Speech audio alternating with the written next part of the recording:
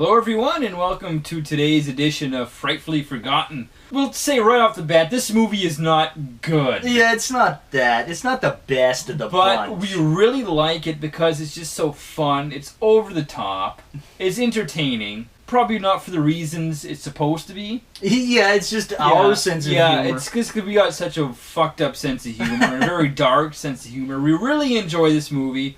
We're talking about 1982's Amityville Horror II, The Possession. The screenplay was done by Tommy Lee Wallace, who directed one of our favorite movies of all time, Halloween 3. Yeah. It stars Burt Young, who was, of course, in Convoy. And what was that other movie he was in? Oh yeah, Rocky. Ah. You want the turkey? Here's your damn turkey! Also starring Retanya Alda, who was in lots of movies, and she was actually in The Deer Hunter. She was in Scarecrow with Pacino and Gene Hackman. Yep. Co-starred with Burt Young in Rocky 2. Right. So they were in Rocky 2 before this. So this movie starts out extremely similar to the first one. They show the Montelli family moving in. Now this is kind of where it's a little strange because I think it's coined as a prequel. It doesn't seem like it because there's like the names are changed for the family. Yeah, it should be the DeFeo family. Yeah. If it was a prequel. Yeah, so it's like... Is it a prequel or is it a sequel? Yeah. But anyways, I think it's supposed to be coined as a prequel, so that's kind of what we'll go with here. You get a taste of what this family's like already. Very dysfunctional. Yeah. Before they even get in the house. Yeah. So it's like the house can't even affect them yet. Yeah, they're so fucked up. Yeah. The house is like, whatever. Yeah, it's like, so Burt Young's character, he's the dad. He's already given his son shit. He's like, I told you to follow your mother. Yeah. He's like, I just went to the store. I don't want to hear any lip. You're not too big for a whooping. Dad's already an asshole. You also get a sense that the brother and the sister are just a little too close in this movie. Yeah. And right from the beginning, Right from the beginning, yeah. See, now this is a thing that we talk about quite a bit with remakes and reboots, where they show too much too soon. And it's like the mom goes and turns on the faucet and blood starts coming out But then it clears out into water. They go downstairs. Is it a sequel or a prequel? Because the room is different. And so one of the mover guys, he's like, well, I can check it out for you, ma'am. Send this poor bastard mover in to go... This weird room, yeah. He kind of gets a little ways in as all his shit starts falling on him, These flies. They hark it back to the first one, right? With the flies and shit, you know? Get out of here, you fucking flies. I like how he doesn't leave. Yeah, he just stays there. Yeah. All this shit's falling on him, and all these flies, he just stays there. But anyway, so this room, as you'll find out later, it becomes a point of contention. It's like a gateway almost or something. So at night, you see there's like a door that covers this room and it opens up. You just the camera sort of works its way up the POV stairs. type, Evil Dead. It's a good way of putting it, the Evil Dead style. You get a sense that it's evil because it tries to pass this crucifix and it... yeah. It takes one of the tablecloths off and covers it. Everybody's trying to get to sleep and they hear knocking at the door. The dad comes downstairs, he answers the door. There's nobody there, right? And so naturally he thinks it's... okay. Closes the door. Gets about halfway up the stairs and boom, boom, boom, boom, boom. Right away he goes down to the basement and gets his gun. He's not like limping. He's like, I see you there. There's a 12-gauge shotgun waiting for anybody trespassing.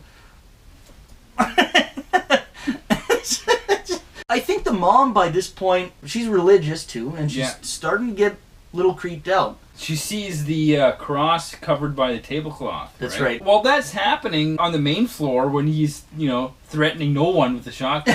Yeah. The paintbrushes in the kids' room start getting all possessed. And it paints like a pig. The mom and the dad come into the room and they see this. Yeah. And actually it's probably one of the best parts of the movie. It is the best part. When they show the painting and the music. Yeah, it's really creepy. That's the best part of the movie by far. As far as scariness goes. Yeah, with the music for sure. Yeah. I wish that they would have kept that tone for the whole movie. Yeah, I totally agree. The dad right away sees this. He waddles into the other room and kind of checks out and he waddles back and then starts to take his belt off. Yeah, Anthony, no. Yeah. No. You think that's funny? And so he starts going after the kids, right? Beating Starts the kids with this belt. Yeah, and you can hear him. Wild. You think that's funny? She's like, don't do this to the kid. You fucking cunt. You're ruining this house. He fucking Hoofs her. Like, it's wild. The mom gets really pissed off. And, Yeah. I'll kill you. And she comes up behind him and tears the shit out of his face. And Sonny comes down, grabs a shotgun, and puts it to the dad. right in the dad's face. And it ends the scene right there. Yeah. Like it ends. And suddenly everything's fine. That's what you need to do is put a 12-gauge shotgun to the old man's head. And then Sonny's just laying in his bed with his headphones like nothing ever happened. So the mom, she's concerned. So she gets the priest over to bless the house. And there's some great stuff happening there with Burt Young, because he's not religious, and she is. So the father shows up at the house. I don't go to church, so you bring it here to me. Please, Anthony. Yeah. Please. Be nice. Yeah, be nice. He goes up to the priest, and he's got these boxes of cigars. Want a cigar, priest? See if priest here wants a drink. Yeah. The two kids go into the kitchen, and one kid just comes up with the other kid, a plastic bag over the head, like, I'd kill you! Yeah, I'm gonna kill you! And the kids, all you see, the bag is all like... Sonny comes down and shakes hands with the priest. As soon as Sonny touches hands with the priest, all hell breaks loose in the kitchen. Yeah, the fridge opens up. The dishes are flying out of the cupboards, everything. Dad! Oh, Jesus Christ! What do you kids think this house is? A playground? Don't you lie to me! Yeah, he smacks the kid. Yeah.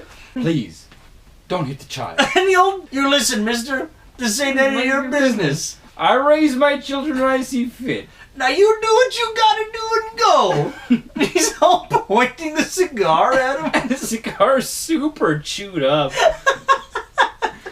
She convinces the dad to go and apologize to the priest. They all leave, except for Sonny. He's left in the house by himself. And this bizarre possession scene happens. Oh! Stomach's all... Yeah, it's all getting, like, imploded. Yeah, and it's like this camera just going... Oh! Yeah. Oh! Like, guns are shooting off in the house. Bizarre. The bed? Yeah, the bed starts turning around, like his head's all swelling and pulsating. It's just bizarre. But they throw a big birthday party for Sonny, and he's an asshole. He's a big recluse. He's all bubbly again. Oh yeah, his neck is all throbbing. And he hides in the bedroom, and then his sister comes up to like try to be nice to him. Go away, you damn bitch! And then it turns into basically the DeFeo family, which is kind of a neat scene because you don't expect it. Like, yeah, it is. You don't expect it to take that turn. That the whole scene is pretty neat. It's pretty intense. It's super intense, actually. It switches gears completely and turns from a haunting / possession movie into like a exorcist court movie, because there's all these scenes that take place in the court now, because now Sonny's on trial and the priest wants is trying to convince the court that he's possessed. I kind of wish they didn't take that turn, because it got like quasi exorcist. So why should you check out this movie? Why is Amityville 2 The Possession worth watching? We'll enjoy it because it's just so ridiculous. Like, it's so over the top. It's a good looking movie. Like, it looks good. Yeah. The effects are good. Like, the practical effects are good, like the prosthetics on Sonny. He actually does look pretty creepy. Yeah. And I was like, when you were watching it, I was like, ooh, yeah, he looks good. He almost looked like a Universal monster. Yeah. Or something. I kind of got the sense of. Yeah, so there is some hidden gems in this movie. If you don't have a really dark sense of humor, you probably won't You'll enjoy miss the it. movie. Yeah, you'll miss it. And especially miss all of Burt Young's classic performances in this movie. Yeah. Whenever we pull out the VHS for this movie, it's always stopped right after the part where he's yelling at the Yeah. priest with that cigar. It's in. Okay, I know. Rewind it like 2 minutes and we're good. Yeah, watch it. Okay, we got our fix. Yeah. Got our Amityville Horror 2 fix. Yeah, it's so different from the first one. Like the first one, you don't see any ghosts. It's all very subtle. It's all power of suggestion. Yeah. This movie just fucking hits you with, here's this. Yeah. Here's the monster. Here's Yeah. incest and Yeah, it's crazy. it's just madness. Yeah, it's a strange movie. I think that's why we like it. So check out Amityville Horror 2 if you want a good laugh. Don't go in thinking you're watching a serious haunting movie, because it's ridiculous. It's more of a Exorcist on acid. That's a good way of putting it. And I think also, if you've watched, hopefully you've watched the first one first. Yeah. Let that one go though. Don't come into this one expecting the first movie, because you're not going to get that. No. And if you're expecting the first movie, you'll be extremely disappointed. It's a horror movie we enjoy. Yeah. Like, exactly.